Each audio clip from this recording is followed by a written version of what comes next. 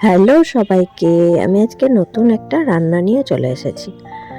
অনেকে দেখে বুঝতে পারছো এটা কি, আবার অনেকে হয়তো চেনো না। যেমন আমি সত্যি কথা অতটা আগে চিনতাম না, খেয়েছি কিন্তু চিনেছি বিয়ের পরে।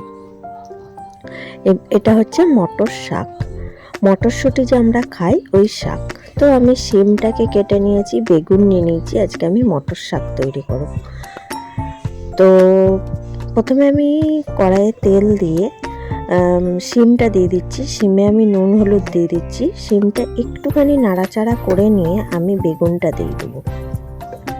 প্রথমে শিমটা দিয়েছি, বেগুন তো নরম, তাই জন্য আমি প্রথমে শিম দিয়ে তারপরে বেগুনটা দিচ্ছি। বেগুনের আমি নুন হলুদ তেমনভাবে দিইনি, কারণ আমি শিমের মধ্যে অনেকটা নুন হলুদ দিয়ে দিয়েছিলাম, তো ঢাকা দিয়ে দিয়েছি। তারপর আমি এবারে একটু ভাজা ভাজা করে ওটাকে নামিয়ে রেখে দেবো। মটর শাক খাওয়া না অনেক ভালো, যেমন মটরশুঁটিতে অনেক উপকার আছে তেমনি মটর শাকেও না অনেক উপকার আছে। তো তারপরে ওটা নামিয়ে দিয়ে আমি কড়াইয়ে তেল দিয়ে দিলাম। এবার আমি মটর শাকটা দিয়ে দিয়েছি। মটর শাকটাই দেখো অনেকটাই জল বেরিয়েছে, আমি কিন্তু জলটা বেরোনোর পরে আমি নুন হলুদ দিয়ে দিলাম। এবার আমি ঢাকা দিয়ে দিয়ে কিন্তু কষিয়ে নেব, কমিয়েই কিন্তু রান্নাটা করেছি, আমি কিন্তু বাড়াইনি। দেখো জলটা কিন্তু অনেকটা আস্তে আস্তে শুকিয়ে যাচ্ছে। আমি জলটা শুকিয়ে যাওয়া অবধি কিছুক্ষণ ওয়েট করে নেবো ঢাকা দিয়ে দিয়ে। আর এই রান্নাটা কম আঁচেই করার চেষ্টা করো।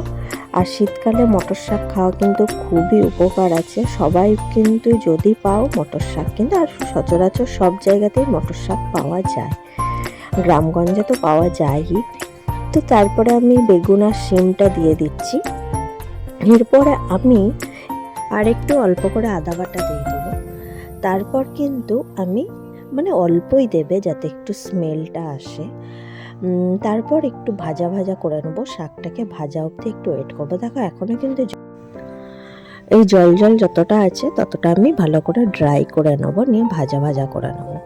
আর কম আঁচেই করতে পারো, লাস্টের দিকটা বাড়িয়ে দিতে পারো, শাকটা কিন্তু সেদ্ধই হয়ে গেছে। তো দেখো মোটামুটি কিন্তু ভাজা ভাজা হয়ে গেছে, আর একটুখানি হলেই কিন্তু হয়ে যাবে। তো সবাইকে আমি বলে রাখি, আমার চ্যানেলটা প্লিজ সবাই সাবস্ক্রাইব করে বেল আইকনটা অন করে নিও, তাহলে কিন্তু ভিডিও তোমরাও আগে পেয়ে যাবে। আর ভিডিও অনেকে বলো দেখতে পাও না, তারাও কিন্তু দেখতে পাবে। তো চলো সবাই আমার পাশে থেকো, এইভাবে ভালোবেসে যেও আমি যাতে এগিয়ে যেতে পারি। আর আমার রান্নাগুলো তোমাদের কেমন লাগে প্লিজ আমাকে কমেন্ট করে জানিও।